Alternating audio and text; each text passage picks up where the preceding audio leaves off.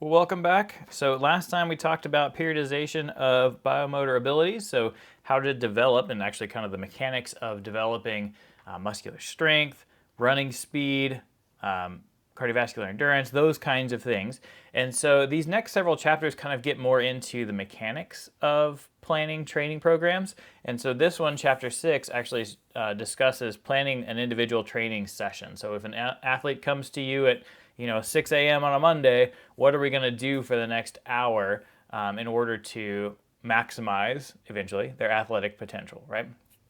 So today we're just talking about an individual workout, which is the training session. So the book starts with this idea, which is really crucial, of if you fail to plan, you're planning to fail. And so I think that's particularly true if you're working with younger athletes.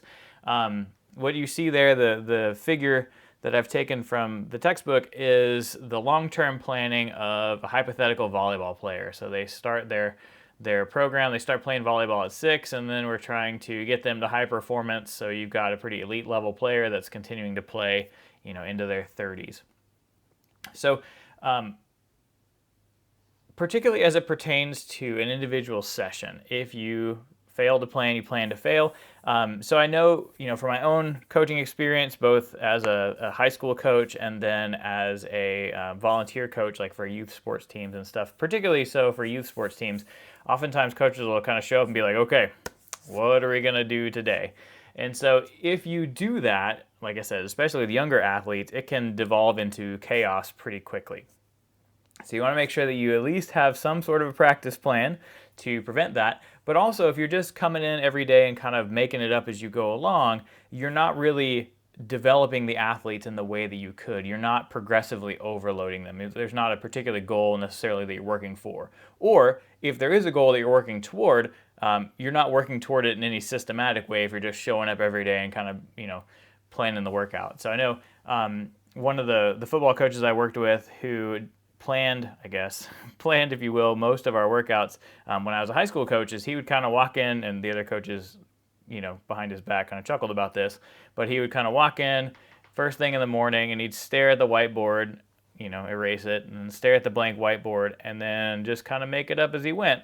And so he had a plan for what we were going to do that day, but that plan didn't fit into any sort of a long-term athlete development model kind of a thing. It wasn't like, okay, during this period of our training here in January for the football team, we're working toward increasing muscular size or increasing muscular strength or improving their endurance, whatever it was. We didn't have any sort of emphases in the plan. It was just kind of a whatever he made up that day sort of a thing. So why that matters is you're not working, like I said, you're not working toward any eventual goal by doing that sort of random workout. So ideally, you would have these goals. We want to increase, an athlete's squat by 5% or something like that, and then the workouts would reflect that. So that's going to enable the athlete to develop over the long term if we have sort of that year-to-year plan. Now, having said that, this sort of a plan that's pictured on the screen is pretty uncommon, right? So rarely would any sort of a coach be sure that they were going to be working with an athlete for a long enough period of time that they would take the time to draw out this, multi-decade, in this case, plan. You might see this in some of the more like elite soccer academies, in Europe and elsewhere. But for the most part, you're not going to really see anything like this. This is kind of the ideal, that we would actually take the time to think about, where do we want this athlete to end up? Maybe the goal is to be a varsity starter. And so how do we do that? What sort of skills do they need? And then we kind of work backwards from there. So certainly acutely for one session, definitely make sure you have a plan to prevent chaos and horseplay. And then, if you really are interested in maximizing the athlete's performance, you want to have a multi-year plan, at least sort of the skeleton or the outline of a multi-year plan. Have some ideas of where they need to get to in order to achieve what they want to with their athletic career. All right, so other things. With that testing setup, with that planning setup, we want to have certain spots where we want to integrate testing. So one of the recommendations is to integrate testing every time you change phases. So when you move from the general preparatory phase to the specific preparatory phase, from the specific preparatory to the I was going to say preseason, but the pre-competitive part is the next phase. So when you move from a specific preparatory to pre-competitive, you're going to test there as well. So the idea there, and then, again, potentially the end of the season. Typically teams don't do that, but you could test at the end of the season to kind of see where they ended up. I think that would be interesting to do postseason or end of season testing, because one of the things that I talked about previously is that really we're trying to hang on to the improvements that we made over the course of the season. So the athlete should improve, from the general preparatory to specific preparatory to the pre-competitive phase, and then as kind of the grind of the season continues, you typically see a drop in muscular strength, muscular power, endurance, etc. And so it would be interesting to see how much that dropped from the pre-competitive phase to the end of the competitive phase. So that might be something that's a useful number for you, just as a thought. So the idea with that testing, of course, is to monitor how they're doing. So we can see how effective our programming is and make sure that they're not, overtraining. And so with that testing, again, that's going to happen, 3 or 4 times per year. But there's some other types of testing that we can do, or monitoring, that we can do continuously. So that includes things like we can monitor their resting heart rate, which some teams do this. I'm not convinced this is the most accurate way of assessing fatigue, but this is something that's done. You can do things like monitor mood status, sleep patterns. So some teams will have things that are filled out in an app. Some teams will have a training log or sort of training diary that athletes will keep, where they'll talk about their mood status and their sleep. And then if you're a really high-level program, you may have accelerometers, so things that measure how fast they move, in which direction, that kind of stuff. So if any of you still have the Wii game controllers, those have accelerometers in them, as do things like your Fitbit, those fitness monitors that measure how many steps you've taken per day. Those have an accelerometer in them. And so the big accelerometers, things like the Catapult system, go in the little pouches in the athlete's, or pouches in the shirt, or an athlete's shirt that are on their upper back. You see that. So for example, as I'm recording this, the European Soccer Championships are on, and so you can actually see those Catapult packs, or whatever the brand name is for what they use. But that idea, that accelerometer in between their shoulder blades. And so, what we can do then is to monitor the data from those and see, is their acceleration decreasing across the course of the season, or across the course of several training weeks, those kinds of things. So that would be a continuous monitoring that we could do. And then, like I said, if you're a really high level program, like some programs have in their power racks, so in their squat racks is another term for that, where they do their squats and their cleans, etc. They have systems that monitor the acceleration of the barbell. So there's I forget the name of the system that tracks that, but anyway, some will have a camera system at the top of the power rack that'll monitor bar velocities and things like that. So that would be another type of continuous monitoring that you could do. In terms of planning as well, so one of the things we want to do is to look for weak links. So again, think about what the athlete needs, what qualities, what biomotor abilities the athlete needs in order to be successful in their sport. So maybe they need to have a certain amount of velocity on their throws. So then we look for, this athlete doesn't have that velocity. How do we develop that? And so we gear the program toward that. So that's where the planning comes in as well. Not only looking at what we want them to achieve, but also potential weak links that are going to keep them from achieving that. So maybe their velocity is weak because they lack core strength. And so we're going to emphasize that for this particular athlete. So that's where that individualization comes in as well. In terms of training plans, so I've complained about this before, the terminology. So the long-term plan is typically a multi-year plan. So the example I showed you on the first slide, that was a long-term plan. You'll also see long-term plans for Olympic athletes that really want to reach their ultimate peak every 4 years. Now, obviously, they're going to peak, they're going to have lower level peaks for nationals, for the Olympic qualifiers, or the Olympic trials, or the World Championships. But really, they want to hit their highest peak at the Olympics, so every 4th year. And so in order to do that, we're going to have these sort of 4-year plans for those types of athletes. So that would be one of the types of long-term plans that we're going to see. For BOMPA, the plan for the year is the annual training plan. So as mentioned, other sources on periodization will use a different term here. So if you look at some of the original, I don't know if original is the right term, but some of the authors from Russia whose work was translated and became the basis for periodization theory and discussions of it in the U.S. So like Zatsiorsky and Matveyev, their terminology, a macrocycle, was the annual training plan. So sometimes you'll see macrocycle. There's a book I was looking at recently that used that. Anyway, so macrocycle is interchangeable with the annual training plan most of the time when you're reading about periodization. For BOMPA, however, just to make life difficult, a macrocycle is 2 to 6 weeks. In the other literature, again, Matveyev type stuff, that's going to be a mesocycle. And then for everybody, fortunately, a microcycle is a week, typically. Now, it can be 3 to 7 days, but typically it's a week. And then an individual session is just your workout for the day. So the way it breaks down for BOMPA, which is the terminology I use on the test, I won't throw different terminology at you. I'm going to use what BOMPA uses. So for BOMPA, the annual training plan is the plan for the year, macrocycle 2 to 6 weeks, microcycle 1 week, and then you got an individual session. Other authors, and so that's what I'm going to test you on. Other authors, just FYI, if you're reading, in the Journal of Strength and Conditioning Research or Strength and Conditioning Journal or some of those other training and conditioning, some of those other journals or magazines, you'll see macrocycle is the year, mesocycle is 2 to 6 weeks, possibly as long as 4 to 8, and then microcycles are weeks.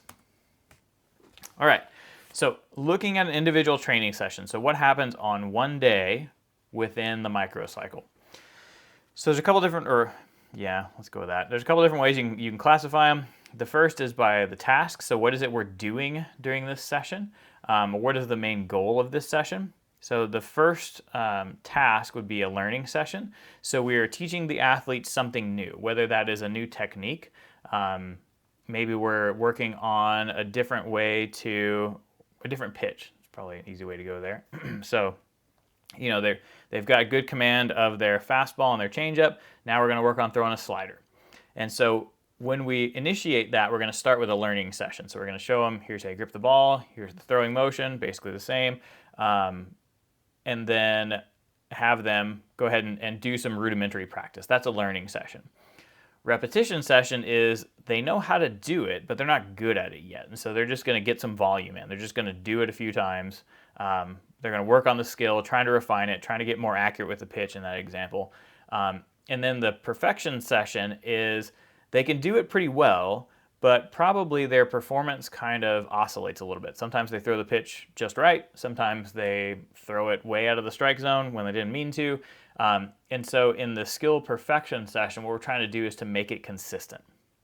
And then in the assessment session, it is, can they perform?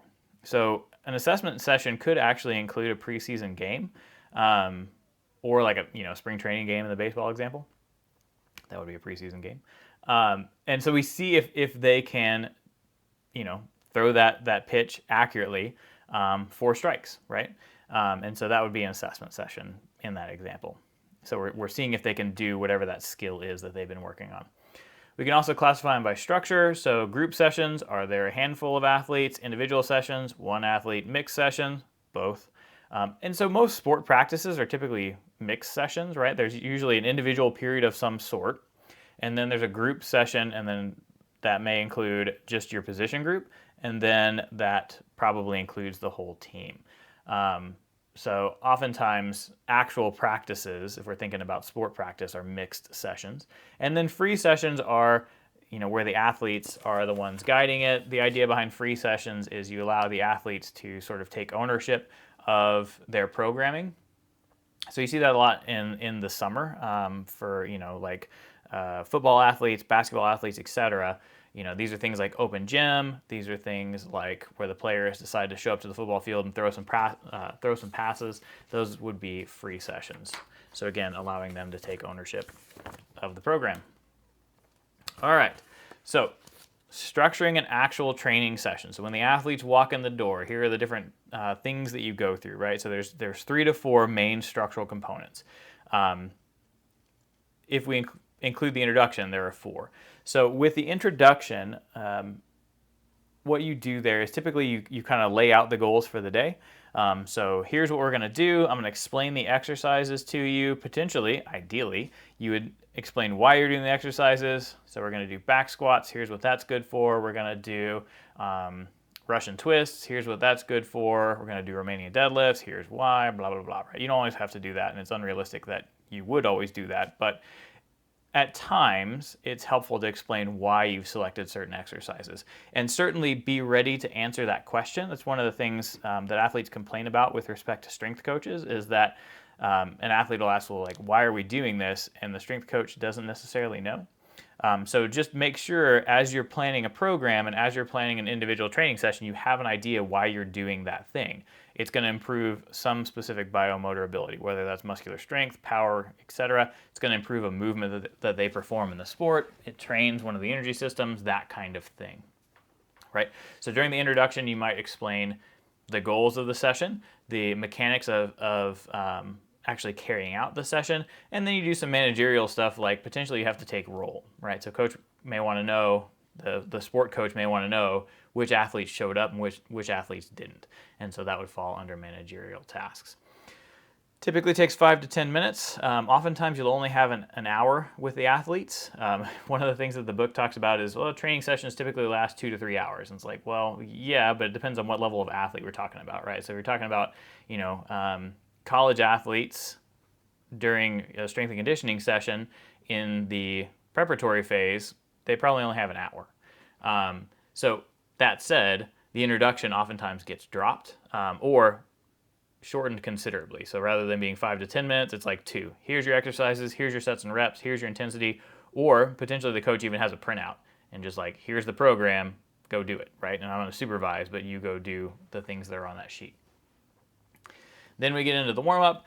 So passive warm-up is like what we talked about in 201 and 202, where we talked about passive movement of things, so passive movement of ions, for example.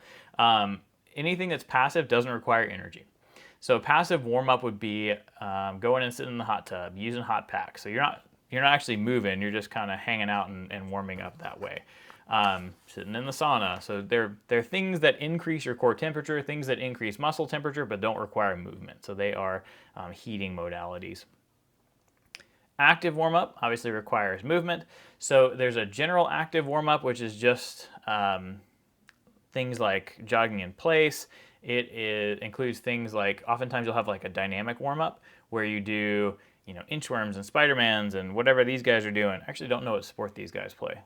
So kudos to you if you do. I think I don't know. Anyway, but they were doing an interesting looking warm-up, right? So they're doing like a one-leg RDL kind of a warm-up there. And so that would fall under kind of that general active warm-up. And then specific is you're starting to do sport-specific movements. So if you're thinking about, a softball player, they're starting to throw the ball. Tennis player starting to serve the ball, that kind of stuff. So they're doing the actual sporting movements. That's their specific warm-up. Typically the warm-ups take somewhere between 20 and 50 minutes. A 50-minute warm-up is a pretty long warm-up.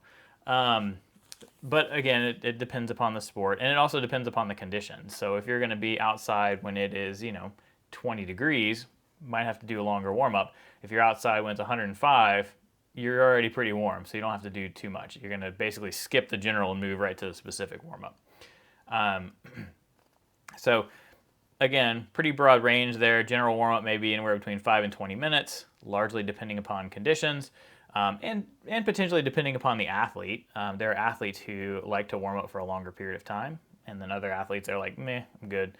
And then 10 to 30 minutes on the specific part of the warm-up. Why we would do a warm-up? So it's going to increase the extensibility of the muscles so they stretch a little bit farther. And in doing that, it probably decreases the likelihood of muscle strains. So that's an important reason to warm up.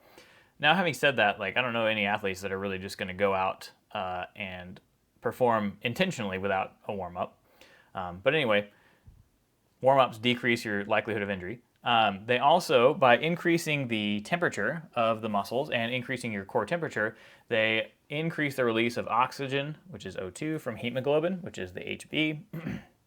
So that's the Bohr effect that we also talked about in 201 or 202. 202. And so what happens there is as core temperature increases, oxygen more readily disassociates, meaning gives up, hemoglobin more readily disassociates or gives up its oxygen. And so it releases it to the tissues more easily. So that's good.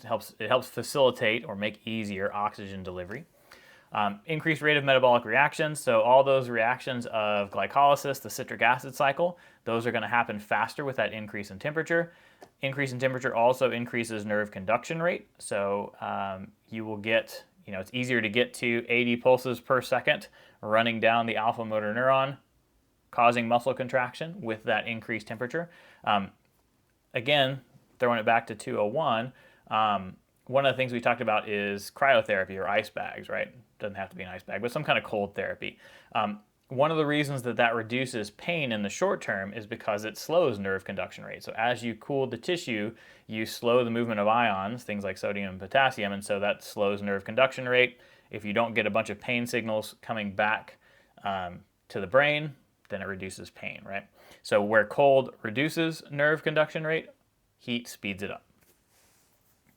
We also get increased blood flow to the working muscles. So I mentioned previously that, like at rest, my classic go-to here is that at rest in the calf musculature, only one out of every 30 or 40 blood vessels is open. And then once we start warming up, we're going to open up more of those blood vessels so we can deliver more oxygen to those muscle cells more quickly. And so then that actually reduces the oxygen deficit. We also get increased speed and force of muscle contractions owing to increased nerve conduction rate, and then increased preparedness for competition or training because you're warm, you've been going through the motions, and so now you're ready to engage in squatting, or now you're ready to engage in jumping, throwing, etc. So here's a kind of a general structure here, and so as you can see, it's a warm-up for a power athlete. So you got them doing jogging, static stretching, glute activation exercises, so things like the Comerford clamshell progression is a really good one if you're playing around on YouTube.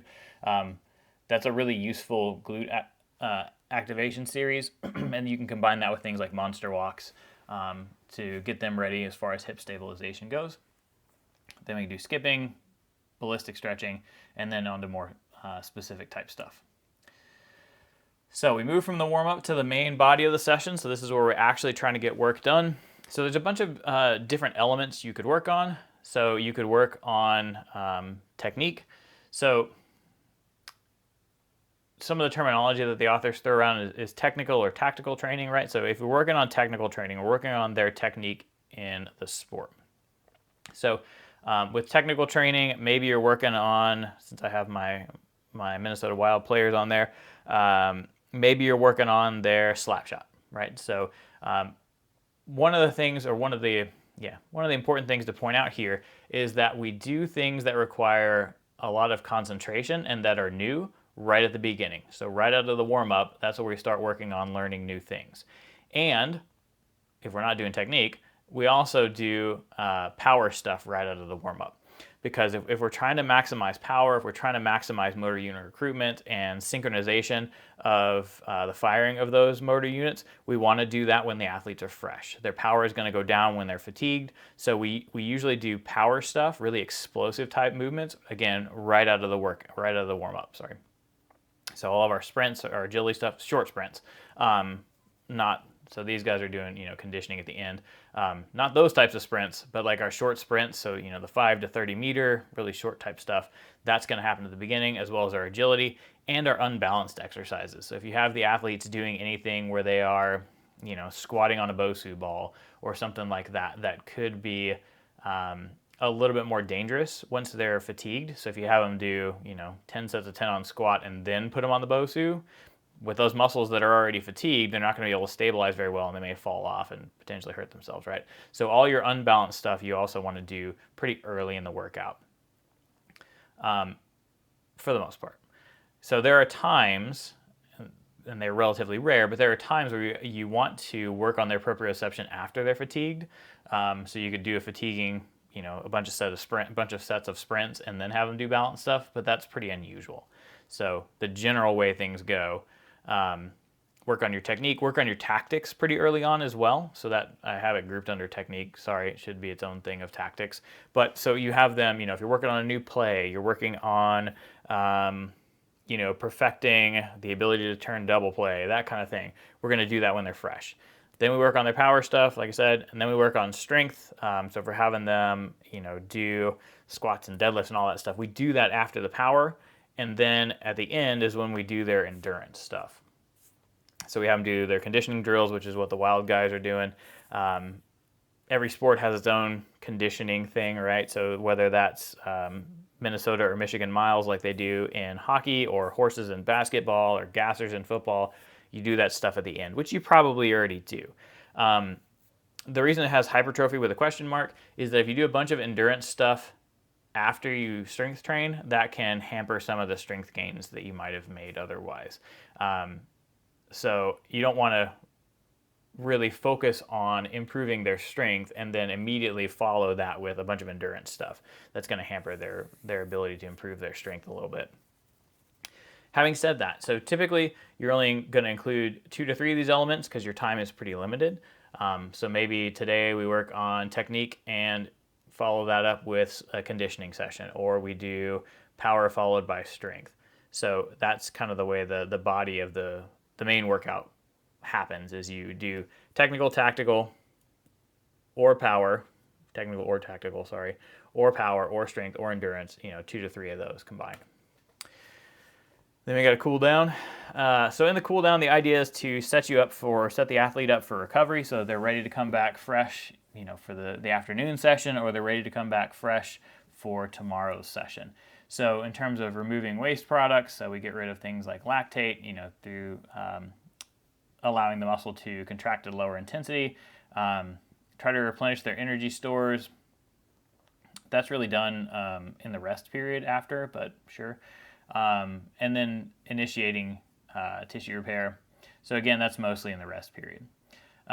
So for active recovery stuff, we can do basically, so if they ran, you run at a lower intensity. So you see that I used to, I was joking recently with another instructor in the department about the first time I worked a college track meet, because I was familiar with sports like football, with powerlifting, that kind of stuff.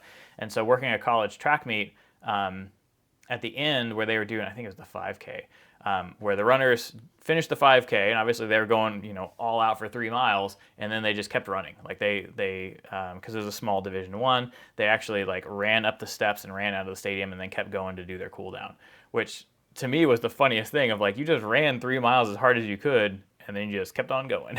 So they were doing their active recovery, right? They were trying to facilitate their recovery so that they could perform again potentially the next day. So that would be the active recovery. So continuing to move, basically, whether that's walking or cycling or running, those kinds of things, that would fall under active recovery. Passive recovery, the 2 big passive recoveries we see for the most part are stretching. Stretching, one of the things you're probably familiar with, you want to do that after exercise. It doesn't really help to do it before. A lot of teams still do it before, but there's some evidence that reduces muscle power and muscle strength. Now, having said that, most of those studies stretch for an unrealistically long period of time. Like they'll hold stretches for like 45 seconds or 60 seconds. And athletes don't really do that pregame. So I would say if you can, avoid pregame stretching. Ideally, you want to do it postgame. And so the reasons you want to do it, one is primarily to return the muscles to resting length. Plus, since the muscles are still warm, that should help with their extensibility, and that's more likely to produce longer term effects in terms of actually increasing their range of motion. So you can stretch post game. And then you can also do things like foam rolling. You can do the Theragun. Those kinds of things are pretty good for recovery as well. Stretching or foam rolling, and probably the Theragun. I haven't looked at any research on that. But those things may reduce delayed onset muscle soreness, which is DOMS. And then by reducing your delayed onset muscle soreness, that may help speed up recovery. Because if you're not sore 2 days later, you can work harder than you could if you were still sore. In terms of fatigue, so why you get tired, depends on the sport or the event, I guess. So fatigue can be related to reduced substrate availability. What does that mean? So your substrates are your fuels. So if you run a marathon, you're going to run out of glycogen unless you continue to supplement with it during the race. And so when you run out of glycogen, when you run out of sugar stores in the muscle, you can't produce energy or can't produce ATP as quickly, and so you have to slow down. And so that is fatigue. It's described in marathoning as hitting the wall because it is this sort of profound fatigue. Never experienced it myself, never ran a marathon, but apparently it's pretty significant. And so that's due to the fact that you've run out of glycogen. So that would be reduced substrate availability. Same kind of thing more for like a sprint power athlete. Like if you had somebody go, as hard as they can for 200 meters, you're going to see that they slow down, especially if you have an inexperienced athlete. They're going to start off really fast, and then they're going to progressively slow down through the finish line, particularly on that second 100. And that is because of depletion of the ATP phosphocreatine system. In terms of accumulation of metabolic byproducts, so accumulation of lactate, so you get that with running a 400, running an 800. You're going to work above your aerobic capacity, so you're going to use ATP faster than you can replenish it oxidatively. So by doing that, you're going to produce some lactate. That's going to accumulate. That's going to produce a burning sensation, and so then that's going to make you want to stop. Neuromuscular transmission failure. So the central nervous system, the alpha motor neurons may become fatigued. So my understanding is that's probably more with like longer term endurance stuff. Impairments in calcium handling by the sarcoplasmic reticulum. So again, with that repetitive muscle contraction. So and we talked about this a little bit, I think in the first chapter, but remember that in order for muscle contraction to occur, like inside of the muscle cell, sarcoplasmic reticulum releases calcium and then takes it back up. With repeated muscle contractions, eventually the sarcoplasmic reticulum itself gets less sensitive, less able to spit out calcium and pick it back up. And so then that fatigue, if you will, of the sarcoplasmic reticulum, we'll stick with that. It becomes less effective at again, that release and uptake of calcium, and so then that affects your ability to contract the muscle. Core temperature. If you get a core temperature over 102, you're going to start to feel fatigued, and then over 104 is a real problem, but most people start to feel pretty fatigued over 102. And then the psychological aspects of you feel tired, right? It hurts, it's uncomfortable, those kinds of things, and so then you become fatigued. So that said, those psychological aspects are obviously pretty important. If you start out, and you've probably experienced this in your own workouts, like especially if you're doing more endurance type stuff, oftentimes kind of in the middle of that workout, like where you're pretty far from the beginning, but you're also pretty far from the end. It's just it's a psychological drag. Like how much further do I have to go? And that's when you start to see people kind of slow down a little bit, work at a lower intensity. And then as you get closer to the finish line, people speed up because they feel better, like they're almost done. And so that largely relates to the psychological aspect of it. So there are two broad categories of fatigue. There's central fatigue, which is fatigue of the nervous system. And then there's peripheral fatigue, which is fatigue of the muscles themselves. So for example, the accumulation of metabolic byproducts like the accumulation of lactate or the reduced substrate availability would fall under peripheral fatigue. So the muscle cells have used up their fuel, or they've accumulated so much lactate that interferes with the actin and myosin and the actual mechanics of muscle contraction. As opposed to central fatigue, one of the earlier chapters we talked about the accumulation of serotonin in the brain, but it is just mental fatigue. And so that mental fatigue then precipitates physical fatigue. So as an example, there's some interesting studies where they looked at having athletes do mentally fatiguing tasks before they do some sort of a physical challenge. So for example, you have them solve a bunch of puzzles, or you have them do like different problem solving type things, like basic math problems, and you have them do that for a long period of time. And then you have them, ride a bike as fast as they can for an hour. That pre-fatiguing of the central nervous system, that mental fatigue, reduces performance. So why that matters and why I mention that is one of the things you probably want to have your athletes do is, in certainly the hours before the game, you don't want them to do anything that's really mentally fatiguing. So, maybe don't have them like playing video games and stuff where they're really paying attention and they're really mentally engaged. You probably want to have them doing things more like listening to music where they can kind of zone out, or watching a movie that doesn't require a great deal of attention. So you want to do things that are low attention type activities in the pregame time to minimize that central fatigue before you start the activity. Here's our little sample training plan. So that includes the things that we're going to do that day. So you got your warm-up, your calisthenics, all the particular activities. Trying to flip pages and see if there's anything specific I want to talk about here. Let's see. One of the recommendations is to give the athlete a copy of this, and so that they know what's coming. There are times where coaches are like, I want to build mental resilience, and so I don't want them to know what's coming. They got to be prepared for anything. So you do see that sometimes. But in general, and especially if you're trying to trying to get as much work in as little time as possible, it's super helpful if they've seen the plan in advance. So that minimizes your introduction time. They know what's coming. You can just come in and do it, right? So you don't have to spend 10 minutes talking about the exercises. When possible, ideally you want to break, if you plan to get 2 to 3 hours of training done, ideally you want to break that up into 2 short sessions. Those long sessions, the athletes are physically fatigued, they're tired from working that long.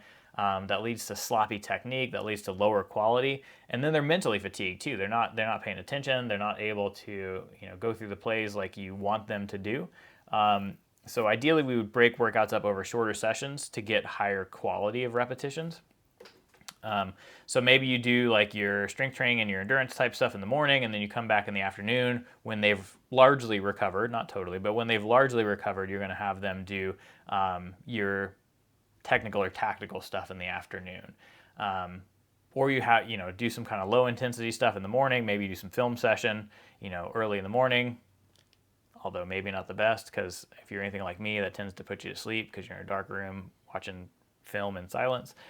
So maybe don't do that, but that's something that could be done because that tends to be a little bit mentally fatiguing, and then they come back in the afternoon and they actually do their physical training. So in terms of different models, so this is a model for skill acquisition, so they're trying to learn something new. So again, we're going to do a warm-up. Right out of the warm-up, we're going to do our technical or our tactical drills, and then we're going to do our physical training after that. So maybe we have them do wind sprints or strength training or whatever we want to have them do, and then do a quick cool down, and then see you tomorrow. If we're trying to refine skills under conditions of fatigue, so there are times where you do want to pre-fatigue the athlete. You want to make sure they can perform at the end of the game. I was trying to find, and it's a super dated movie now, but if you've ever seen Remember the Titans, where Denzel Washington is like on the ground with this player who's doing up downs, or there's another term that escapes me at the moment, but basically where the football player runs in place and the coach blows his whistle and the player flops on the ground, and so Denzel Williams is on the ground next to the player, and he keeps saying fourth quarter, fourth quarter, fourth quarter every time the athlete hits the ground, right? And so that is that idea that we're going to pre-fatigue the athlete, and then we're going to have them do their technical or tactical drills. Then they're going to run plays. And so because that's going to probably mimic the physical and mental demands of a really intense game. I said Denzel Washington, sorry.